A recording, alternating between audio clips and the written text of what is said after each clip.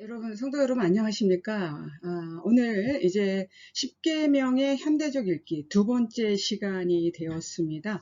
우리가 지난 시간에 이 10계명에 대한 오해들, 10계명의 성격, 또 10계명의 출발은 결국 하나님이 누구이신가에 대한 인정에서 시작한다라는 것, 그것을 간단히 말하면 공부를 했습니다. 그래서 오늘은 좀 더 본격적으로 1계명과 2계명에 대해서 많이 공부하죠.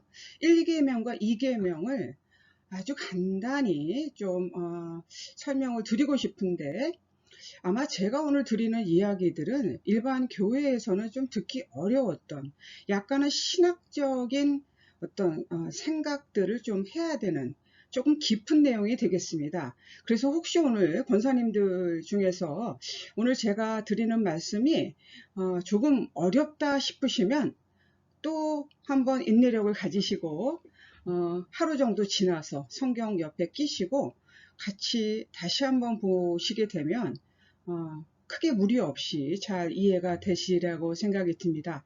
그럼 하나님께서 오늘 비록 우리가 인터넷으로 이렇게 여러분을 만나 뵙지만 저와 여러분을 이어주시고 이 공간과 시간을 지배하시는 하나님께서 저와 여러분을 또 하나로 묶어주셔서 제가 은혜 받고 이해하고 또 함께 나누고 싶었던 내용들을 여러분들 잘 받아들이셔서 또 신앙생활 해가시는데 든든한 힘이 되었으면 좋겠습니다. 이제 좀 본격적으로 시작하도록 하겠습니다. 네, 첫 번째 계명, 너는 내 앞에서 다른 신들을 섬기지 못한다. 다른 신들을, 복수의 신이 있었다라는 것을 알 수가 있는데요. 우리가 이 첫 번째 계명 때문에 사실 많은 오해들도 있고 반감이 있습니다. 첫 번째 계명이, 기독교에서 말하는 이 첫 번째 계명이 너무 독선적이고 배타적인 것은 아닌가라는 반감이 있다라는 것이죠. 그런데 오늘 우리가 이 말씀의 배경들을 좀 깊이 공부하고 이 다른 신들이 누구인지에 대해서 공부하면 이야기는 달라지리라고 믿습니다. 여러분 생각해 보십시오. 이제 이 이스라엘 백성이 하나님께서 주신 약속의 땅인 가나안 땅에 들어간 후에 어떤 변화들을 맞이하게 되었는가, 이스라엘 백성이 어떤 변화의 모습을 가지게 되었는가를 아시게 되면 오늘 첫 번째 계명은 잘 이해가 되리라고 생각이 듭니다. 다른 신들은 누구인가라는 소제목을 잡아봤는데요. 이스라엘 사람들은 가나안 땅에 들어가기 전에 여러분 다 아시다시피 광야에서 유목 생활을 했습니다. 유목민으로 살다가 이제 가나안 땅에 가보니까 이곳은 이미 농경 사회의 원주민들이 있었다라는 것이죠. 그래서 그들의 생활이 유목 생활, 떠돌이 생활에서 이제 좀 더 안정적인 농경 생활로의 변화가 있었는데요. 그것은 필연적으로 그들의 종교적 믿음에 있어서도 변화를 가져오게 되었습니다. 이렇게 단순하게 말할 수는 없겠지만 대략 세 부류로 이스라엘 민족이 변화가 있었다라고 보통 성서학자들이 얘기를 하고 있는데요. 첫 번째는 배교하는 사람들이 생겨났다. 야훼 신앙을 버려버리고 당시에 가나안 원주민들이 섬기던 다신교였기 때문에 많은 신들이 있었는데 그 중에서도 대표적인 신 바알을 섬기는 자들이 생겨나게 되었다. 오늘날의 바알 어떤 것들이 있을까요? 뭐 다 알만한 것들이죠. 신처럼 여기는 황금, 돈, 이 물질 만능주의가 오늘날의 바알일 수도 있고, 좀 더 영적이고 깊은 차원에서 보자면 자신의 어떤 현세적인 욕망을 향한 온갖 탐욕적인 것들, 이것들이 바로 오늘날의 바알이 되겠습니다. 이렇게 배교하는 사람들이 생겨났고, 두 번째는 이것도 하나님이 너무나 미워하고 싫어하시는 것이죠. 야훼 신앙과 그 가나안 원주민들의 종교를 섞어서 혼합하는 제사를 드리는 혼합주의자들이 생겨났습니다. 그리고 세 번째는 일부이지만 야훼 신앙을 꿋꿋이 지키는 자들이 생겨났다.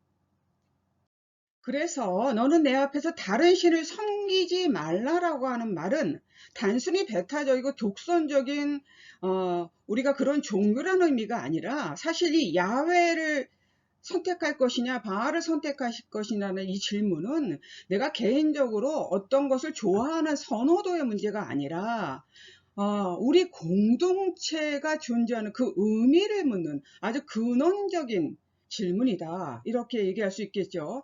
결국 바알로 돌아간다는 것은 뭡니까? 그것은 다시 이집트의 종살이 노예 생활로 돌아간다라는 의미가 되겠죠. 하나님께서 그들에게 주신 그 엄청난 자유와 평등을 버리고 다시 속박과 억압의 체제인 노예의 상태로 돌아가는 것을 뜻합니다.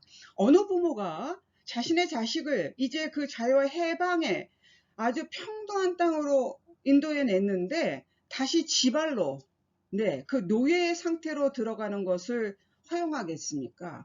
그래서 결국 이 너는 내 앞에서 다른 신을 섬기지 못한다 말라라고 하는 이 첫 번째 계명은 개인의 선호도의 문제가 아니라 우리 공동체의 존재의 의미를 묻는 것이고, 그리고 부모의 마음으로 뭡니까? 이집트의 종살이에서 끄집어낸 너희들은 다시 그 노예의 상태로 돌아갈 수 없다라고 하는 그런 강한 권면의 말씀으로 이 첫 번째 계명을 이해해야 되겠습니다. 그래서 첫 번째 계명의 핵심은 하나님께서 인간들에게 주신 자유와 평등 그리고 생명을 제대로 지키라는 명령이자 부탁의 약속임과 동시에 또 하나 인정하라는 것입니다. 무엇을 인정합니까? 그 자유와 생명을 주신 분이 바로 야훼 하나님이심을 인정하라. 결국 하나님이 누구이신가에 대한 질문에 대해서 그분이 바로 나에게 생명을 주고 나의 인생의 주인 되심을 인정하는 데서 십계명은 출발한다. 두 번째 계명이 되겠습니다. 너를 위하여 새긴 우상을 만들지 말고 또 위로 하늘에 있는 것이나 아래로 땅에 있는 땅 아래 물속에 있는 것에 어떤 형상도 만들지 말며 그것들에 절하지 말며 그것들을 섬기지 말라, 이 말씀이죠. 하나님은 인간의 상상이 만들어낸 어떤 제한된 표현, 아무리 거룩한 성화이든 성상물이든지 간에 그 표현 속에 가둘 수 있는 분이 아니시죠. 그런데 인간들이 자신의 신심을 깊게 하기 위해서 만들어진 그 수단으로서의 상징물이 숭배와 경배의 대상이 되는 경우가 역사 속에 너무 많이 있었습니다. 기원전 7세기 어떤 고증서들을 보면 당시 캐톨릭 신자들은 그 성화들을 집의 문설주에 혹은 외양간에 혹은 몸에 품에 품고 다니면서 자신의 안녕과 가족의 안녕을 빌었다. 그래서 굉장히 주술적인 어떤 우상화의 경향을 이미 띄웠었습니다. 인간은 이렇게 약한 존재예요. 수단이었지만 그것을 나중에는 경배하게 되는 우를 범하게 되는 존재입니다. 이것처럼 본말이 전도되는 이 우상화의 경향, 이건 결국 뭡니까? 하나님의 거룩과 위대함을 우리 인간이라고 하는 작은 그릇에 담고자 하는 그 교만에서 시작된다. 오늘날 나를 사로잡는 우상은 어떤 것들이 있을까요? 너무 많이 있죠. 사물보다 사물이 사람보다 중심에 서고 또 그 사물에 하나님의 자리를 차지하게 될 때 우리가 우상 숭배가 시작된다고 하는데, 우리 인생의 주인공의 자리에 우리는 어떤 엉뚱한 것들, 어떤 우상들로 채워놓고 있는지 한번 여러분에게 묻고 싶습니다.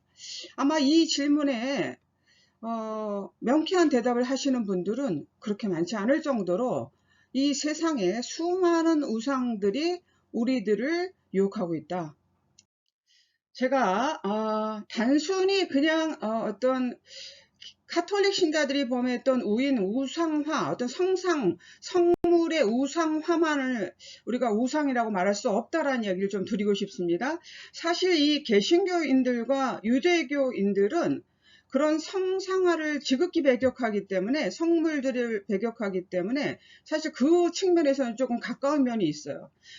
그래서 유대교나 유대인들이 어떤 시각적인 것보다 좀 청각적인 것이 발달한 민족이기 때문에 그렇다라는 어떤 학자들의 분석도 있습니다. 이 사람들은 이 경전을 외우잖아요. 예, 이 낭송을 통해서 말씀을 자기 몸으로 체화하는 민족이기 때문에 어떤 시각적인 것보다 청각적인 것에 굉장히 예민하다. 그리고 우리 개신교인들은 아까 말씀드렸듯이 하나님 어떤 인간의 상상력에 가두려고 하는 모든 시도들을 배격했다. 이런 얘기들을 드렸습니다. 그럼 오늘 이 시대에 그런 성상물이나 성화보다 훨씬 심각한 우상숭배, 그것이 무엇인지를 좀 말씀드리고 싶은데요. 제가 이렇게 정리를 했습니다. 이 말씀을 항상 이번 주에 한번 읽어보시면 참 좋을 것 같아요. 계속 신이 아닌 것을 마치 신처럼 숭배하는 행위가 우상숭배다. 신이 아닌데 마치 신처럼 숭배하는 것들 얼마나 많이 있습니까? 돈, 명예욕, 유교, 네, 어마무시하죠. 가족, 예, 이것들 다 우상숭배예요. 신이 아니지만 마치 신처럼 숭배하는 행위.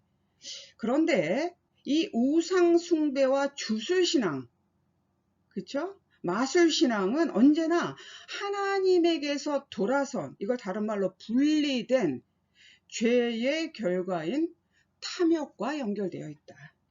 우상숭배나 주술신앙은 반드시 이 탐욕, 인간의 더러운 탐욕과 연결되어 있습니다. 하나님과 분리되고 하나님에서 돌아선 인간이 가지는 탐욕과 연결되어 있다. 결국 이 두 번째 계명은 뭐냐면 너의 현세적인 욕망을 위하여, 어떤 현세적 욕망입니까? 다산, 아이들을 많이 가지고 싶은 욕망, 내 삶이 풍요롭고 싶은 욕망, 내가 어떤 곳에서 승리하고 싶은 욕망, 내 삶의 주변이, 내 가족이 안전하고자 하는 이 욕망을 위해서 어떤 것을 주술적으로 믿고 숭배하지 말라. 이런 의미로 해석할 수 있다. 그렇다면 탐심은 어디에서 오는가? 인간이 하나님을 떠나는 것은 곧 죄이죠. 이거 기독교의 신학의 아주 정설입니다. 예, 하나님에게서 분리되는 것, 하나님에게서 떠나는 것, 돌아서는 것, 이게 죄죠. 죄를 지으면 인간은 혼이 사망하게 되고, 또 혼이 사망하면 어떤 일이 벌어져요? 현세적인 욕망이 생겨나게 되고, 그 현세적 욕망, 현세욕이 생기게 되면 인간은 반드시 온갖 우상들을 숭배하게 된다. 그래서 기독교 신학의 대부이죠. 아우구스티누스 같은 사람은 육체가 혼을 떠나면 죽는 것처럼 혼이 신을 떠나면 죽는다라고 그렇게 가르침을 주고 있습니다. 사도 바울 선생도 로마서와 골로새서에서 이렇게 말하고 있죠. 죄의 삭은 사망이요, 탐심은 우상 숭배다. 근데 우상이 뭐냐? 우상은 아까 말씀드렸듯이 그냥 단순히 우리가 이걸 생각하시면 안 돼요. 이거 훨씬 깊은 영적인 의미가 있습니다. 단지 새기거나 빚은 어떤 형상만을 가리키는 것은 아니다. 우상은 인간이 하나님을 떠난 죄의 결과인 자신의 현세적인 욕망 때문에 신이 아닌 어떤 것을 마치 신처럼 숭배하는 그 모든 것을 말한다. 그리고 이것의 속성은 탐욕적이고 맹목적이라는 거예요. 이유가 없어요. 예, 죄에서 떠났기 때문에 반드시 이러한 모습들을 띠게 된다. 그렇다면 어떻게 우상숭배에서 인간은 돌아설 수 있는가?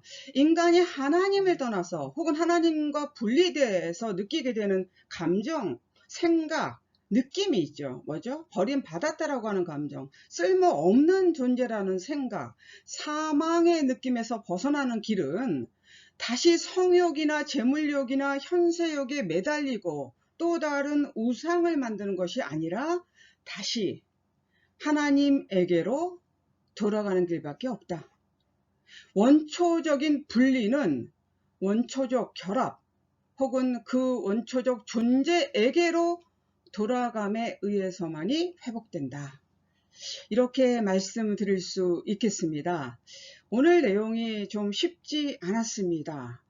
그런데 여러분 계속 이 말씀들 혹은 이 강의들을 좀 묵상해 보시면 단 한 가지라도 좀 깨달음이 있었으면 좋겠다 혹은 있으리라고 믿고요. 이번 주도 우리 10계명 1계명과 2계명의 말씀들을 좀 묵상하시면서 또 기도하시면서 하나님, 내가 인생의 주인공의 자리에 어떤 것들로 내 인생의 주인공의 자리에 채우고 있는지, 내 인생의 영혼의 골방을 더럽히고 있는지, 하나님, 제가 그 모든 것들을 내려놓고 정말 이 하나님에게로만 다시 돌아가서 하나님만을 바라보고 그 하나님만이 나에게 다시 자유와 해방과 생명을 주실 수 있는 주인이 되시고 내 인생의 주인이 되심을 선언하고, 또 그런 삶으로 회복되는, 그렇게 나를 또 치유시켜 주시는 그 하나님을 만나는 놀라운 그런 체험의 한 주간이 되시기를 진심으로 소망하고 기도드립니다. 아멘.